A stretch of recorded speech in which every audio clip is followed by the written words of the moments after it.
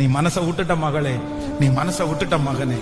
ஆண்டவரே, இதுவரைக்கும் என்ன காத்திருக்க பண்ணினீரே, இதுவரைக்கும் எனக்கு நடக்கலையே. யாராருக்கெல்லாமோ நடந்துச்சு, உங்களை சுத்தி இருக்கிறவங்களுக்கு நடந்துச்சு, உங்க சொந்தக்காரங்களுக்கு நடந்துச்சு, நீங்க ஜெபிக்கிறவங்களுக்கே நடந்துச்சு, நீங்க சொன்னவங்களுக்கு நடந்துச்சு, உலகத்தானுக்கு நடந்துச்சு. ஆனா எனக்கு என்ன பதில் சொல்லுவேன்?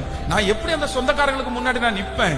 ஆண்டவரே, நான் உங்களுக்காக நின்ன இல்ல, உங்களுக்காக வைராக்கியம் பாராட்டினேன் இல்ல, நான் நம்பினேன் இல்ல, நம்பின எனக்கு இதுவா பரிசு, ஜெபம் பண்ண எனக்கு இதுவா பரிசு, உபவாசம் இருந்த எனக்கு இதுவா பரிசு அப்படின்னு யாரோ ஒருத்தருடைய மனசு நினைக்கலாம். ஆனா கர்த்தர் இன்னைக்கு தெளிவாய் உங்களிடத்துல பேசுகிறார், திரும்ப சொல்லுகிறார், இல்ல, உன் மனசை விட்டுறாத, நீ விசுவாசம் உள்ளவனாய் இரு. மகிமையின் தேவன் வாக்கு கொடுக்கிறார், உன்னுடைய விசுவாசத்தினால் அற்புதங்கள் நடக்க போகிறது.